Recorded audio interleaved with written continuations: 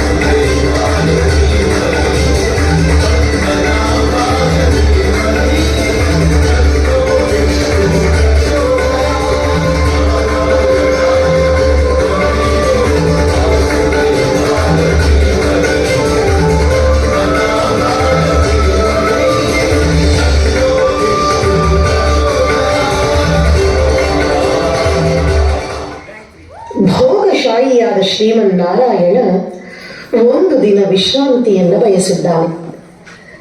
ಆತನ ವೈಕುಂಠದ ದ್ವಾರಪಾಲಕರಾದ ಜಯ ವಿಜಯರು ಅತ್ಯಂತ ಆಸ್ಥೆಯಿಂದ ತಮ್ಮ ಕಾರ್ಯವನ್ನು ಮಾಡುತ್ತಿದ್ದಾರೆ. ಅತ್ತ ಆಗಮಿಸಿದಂತಹ ಬ್ರಹ್ಮದೇವನ ಮಾನಸಪುತ್ರರು 4 ಸನಕ, ಸನಂದನ, ಸನಾತನ ಮತ್ತು ಸನತ್ ಕುಮಾರರು ಅವರ ದಿವ್ಯವಾದ ತಪಶಕ್ತಿಯಿಂದ ಸದಾಕಾಲ ಮಕ್ಕಳಂತೆ ಕಂಗೊಳಿಸುತ್ತಾರೆ. ವೈಕುಂಠ ದ್ವಾರಕ್ಕೆ ಬಂದ ಈ 4ರನ್ನು ನೋಡಿದ ಕೂಡಲೇ ವಿಭ್ರಮೆಗೊಳಗಾದಂತಹ ಜಯ ವಿಜಯರು ಅವರನ್ನು ಮಕ್ಕಳೆಂದು ಭಾವಿಸಿ ಒಳಕ್ಕೆ ಪ್ರವೇಶವನ್ನು ನೀಡುವುದಿಲ್ಲ. ಪ್ರವೇಶವನ್ನು ನಿಷೇಧ ಮಾಡಿದ್ದರಿಂದ ಅತ್ಯಂತ ಕುಪಿತರಾದ ಬ್ರಹ್ಮ ಮಾನಸ ಪುತ್ರರು ಆ ಜಯ ವಿಜಯರಿಗೆ ಶಾಪವನ್ನು ಕೊಡುತ್ತಾರೆ. ಶಾಪದ ರೀತ್ಯ 7 ಜನ್ಮಗಳು ಹರಿಯ ಮಿತ್ರರಾಗಿ ಹುಟ್ಟಬೇಕು, ಇಲ್ಲವೇ 3 ಜನ್ಮಗಳು ಹರಿಯ ಅರಿಗಳಾಗಿ ಹುಟ್ಟಬೇಕು ಎನ್ನುವುದಾಗಿ ತಮ್ಮ ಶಾಪವಚನವನ್ನು ನುಡಿದು ಬಿಡುತ್ತಾರೆ. ನಡೆದು ಹೋದ ತಪ್ಪಿಗಾಗಿ ಮರಗುತ್ತಾ ಕೊರಗುತ್ತಾ ಜಯ ವಿಜಯರು ಮಹಾವಿಷ್ಣುವನ್ನೂ ಕೂಡ ಅಂಗಲಾಚಿ ಬೇಡಿಕೊಳ್ಳುತ್ತಾರೆ. ಆಗ ಮಹಾವಿಷ್ಣು ನುಡಿಯುತ್ತಾನೆ, ತಪಸ್ವಿಗಳ ಮಾತು ಎಂದ ಮೇಲೆ ಅದನ್ನು ತಪ್ಪಿಸುವುದು ಸಾಧ್ಯವೇ ಇಲ್ಲ, ಅದು ನಡೆದೇ ತೀರಬೇಕು, ಆಯ್ಕೆ ನಿಮ್ಮದೇ ಎನ್ನುವಾಗ ಮಹಾವಿಷ್ಣುವಿನಿಂದ ಚಿರಕಾಲ ದೂರವಿರುವುದು ಸಾಧ್ಯವಿಲ್ಲ. ಆದ ಕಾರಣ ಹರಿಯ ಅರಿಗಳಾಗಿ 3 ಜನ್ಮಗಳಷ್ಟೇ ಅತ್ಯಂತ ಕನಿಷ್ಠ ಕಾಲವನ್ನು ಕಳೆದು ಮತ್ತೆ ಹರಿಸೇವೆಗೆ ಚಿತ್ತೈಸುತ್ತೇವೆ ಎನ್ನುತ್ತಾ ಇದ್ದ ಆ ಬ್ರಹ್ಮ ಮಾನಸ ಪುತ್ರರ ಶಾಪ ನುಡಿಯ ಪ್ರಕಾರವಾಗಿ ಹರಿಯ ಶತ್ರುಗಳಾಗಿ 3 ಜನ್ಮಗಳಲ್ಲಿ ಆವಿರ್ಭವಿಸುತ್ತಾರೆ. ಸತ್ಯಯುಗದಲ್ಲಿ ಹಿರಣ್ಯಾಕ್ಷ ಹಿರಣ್ಯಕಶಿಪುವಾಗಿಯೂ, ತ್ರೇತಾಯುಗದಲ್ಲಿ ರಾವಣ ಕುಂಭಕರ್ಣರಾಗಿಯೂ, ದ್ವಾಪರ ಯುಗದಲ್ಲಿ ಕಂಸ ಶಿಶುಪಾಲರಾಗಿಯೂ ಹರಿಯ ಶತ್ರುಗಳಾಗಿ ಜಯ ವಿಜಯರು ಹುಟ್ಟುತ್ತಾರೆ. ಸತ್ಯಯುಗದ ಚತುರ್ಥಾವತಾರ ನರಸಿಂಹಾವತಾರದಲ್ಲಿ ಆ ಅವತಾರಕ್ಕೆ ಕಾರಣೀಭೂತನಾದವನು ಹಿರಣ್ಯಕಶಿಪು. ಅತ್ಯಂತ ದುರುಳನೂ ದುಷ್ಟನೂ ಲೋಕಕಂಠಕನೂ ಆದಂತಹ ಹಿರಣ್ಯಕಶಿಪು ತನ್ನ ಸೋದರ ಹಿರಣ್ಯಾಕ್ಷನನ್ನ ಹರಿ ವರಾಹಾವತಾರದಲ್ಲಿ ಕೊಂದದ್ದನ್ನು ನೋಡಿ ಅತ್ಯಂತ ಕ್ರೋಧಾವಿಷ್ಟನಾಗಿ ವಿಶೇಷವಾದ ಶಕ್ತಿಯನ್ನು ಪಡೆದುಕೊಳ್ಳಬೇಕು ಎನ್ನುವುದಾಗಿ ಅನಂತವಾದ ತಪವೊಂದನ್ನು ಕರೆಯುತ್ತಾರೆ.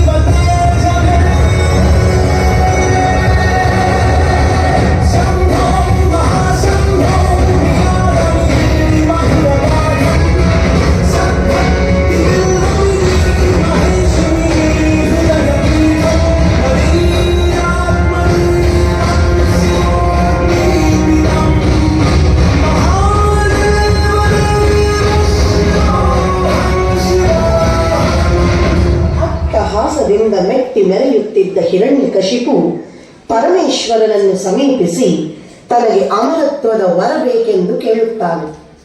ಪರಮೇಶ್ವರ ನಗುತ್ತಾ ಹೇಳುತ್ತಾನೆ, ಸೃಷ್ಟಿಕರ್ತ ಅಜನ ಬಳಿಗೆ ತೆರಳಿ ನಿನ್ನೀ ಪ್ರಾರ್ಥನೆಯನ್ನು ಸಲ್ಲಿಸು.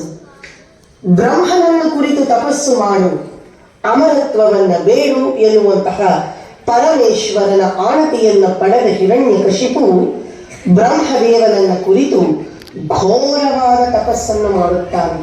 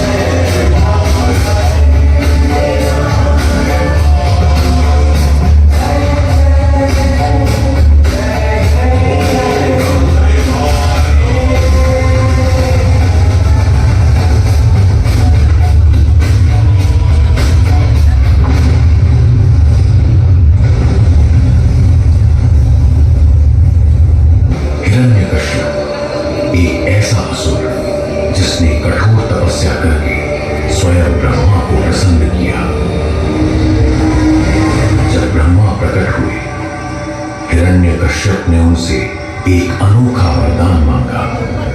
हे प्रभु, मुझे ऐसा वरदान दो कि ब्रह्मा के बनाए किसी भी प्राणी से मेरी मृत्यु न हो, ना मनुष्य, ना देवता, ना दानव और ना ही कोई जानवर।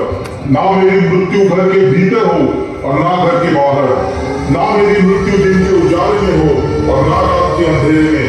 ना मेरी मृत्यु धरती पर हो और ना ही आसमान में। ना कोई अस्त्र, ना कोई शस्त्र मेरी मृत्यु का कारण बन सके। और अंत में हे ब्रह्मा, मेरी मृत्यु ना किसी जीवित वस्तु से हो और ना ही किसी निर्जीव वस्तु से। तथास्तु। असुर की तपस्या से प्रसन्न होकर उसे यह वरदान दे दिया और हिरण्यकश्यप का अहंकार बढ़ता गया। उसने स्वयं को भगवान घोषित कर दिया और अपने पुत्र प्रहलाद को भगवान विष्णु का नाम लेने पर प्रताड़ित किया। सावधान कायर देवताओं,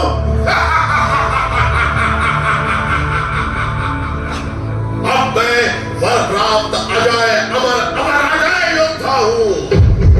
मुझे अपना स्वामी स्वीकार करो, अन्यथा तुम सबको मेरे क्रोध की बलि चढ़ना होगा।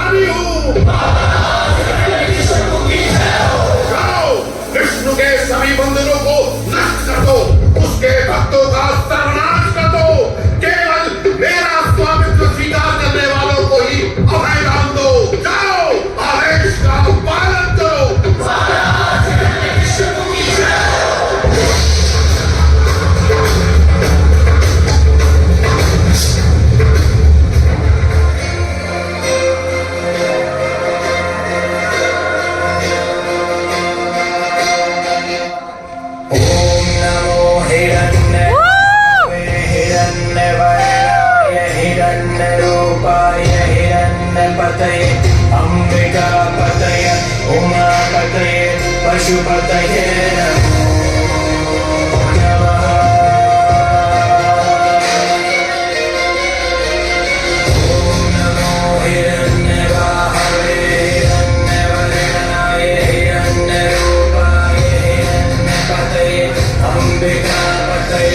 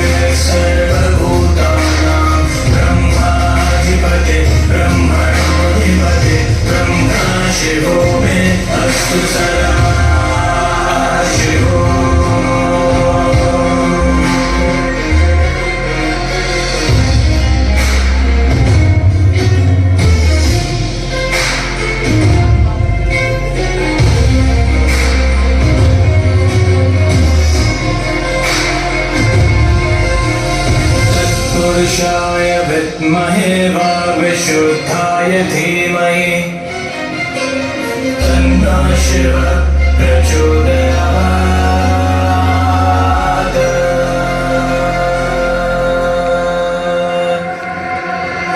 महादेवाय विद्महे रुद्रमूर्तये धीमहि तन्नो शिव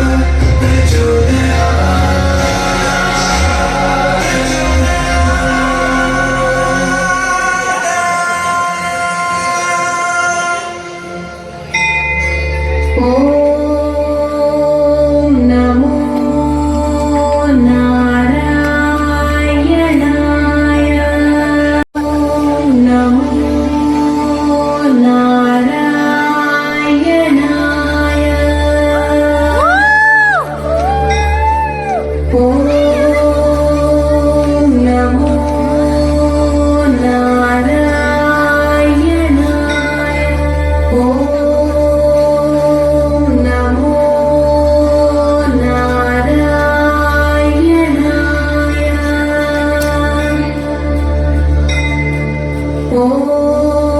ॐ नमो नारायणाय ॐ नमो नारायणाय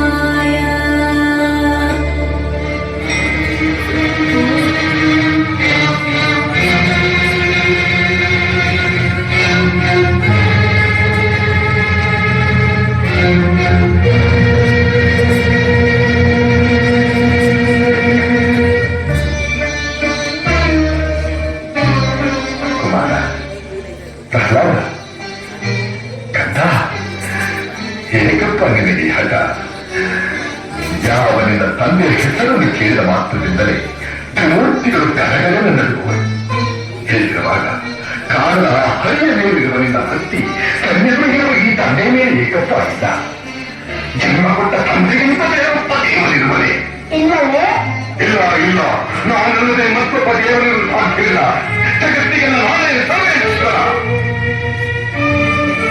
ತಂದೆ, ನೀನು ನನಗೆ ಜನ್ಮ ಕೊಟ್ಟವನು ನಿಜ. ನಿನಗೆ ಜನ್ಮ ಕೊಟ್ಟವ ಯಾರು? ನನ್ನ ತಂದೆ ಕಶ್ಯಪ ಬ್ರಹ್ಮ ಅವರ ತಂದೆ? ಚತುರ್ಮುಖ ಬ್ರಹ್ಮ ಅವರ ತಂದೆ ಯಾರು?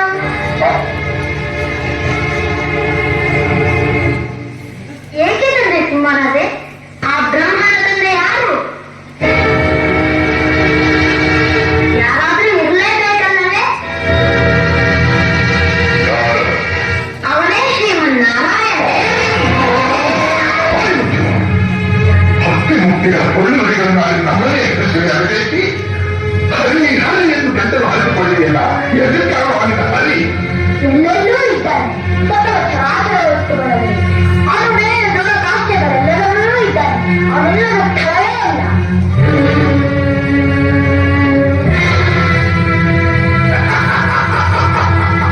ಸಕಲ ಚರಾಚರ ವಸ್ತುಗಳಲ್ಲಿ ಅವನೇ ಎಲ್ಲರಲ್ಲೂ ಇರುವರು. ಇವನು ಈ ಭೂಮಿಯಲ್ಲಿ ಅಲ್ಲಿಯೂ ಇದ್ದಾನೆ. ಆಕಾಶದಲ್ಲಿ ಅಲ್ಲಿಯೂ ಇದ್ದಾನೆ. ಬೆಂಕಿಯಲ್ಲಿ ಅಲ್ಲಿಯೂ ಇದ್ದಾನೆ. ನೀರಿನಲ್ಲಿ ಅಲ್ಲಿಯೂ ಇದ್ದಾನೆ. ಗಾಳಿಯಲ್ಲಿ ಅಲ್ಲಿಯೂ ಇದ್ದಾನೆ.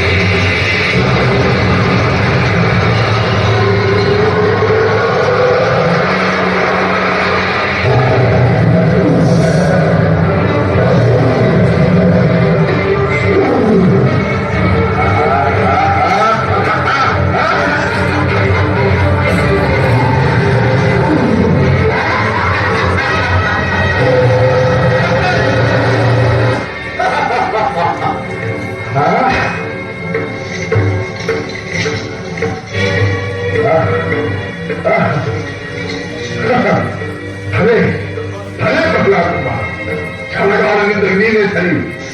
ವೈಕುಂಠವನ್ನೆಲ್ಲ ಕಳವಳಿಸಲು ಕಾರಣರಾದ ಈ ನನ್ನ ಕುಲ ವೈರಿಯನ್ನು ನಿಂದನೆಯ ತೋರಿಸಿಬಿಟ್ಟಿ ಆ ಮಗನೇ. ನಿನ್ನನ್ನು ಮಗನನ್ನಾಗಿ ಬೆಳಗ ನನ್ನ ಜನ್ಮ ಸಾರ್ಥಕ ಸಾರ್ಥಕ.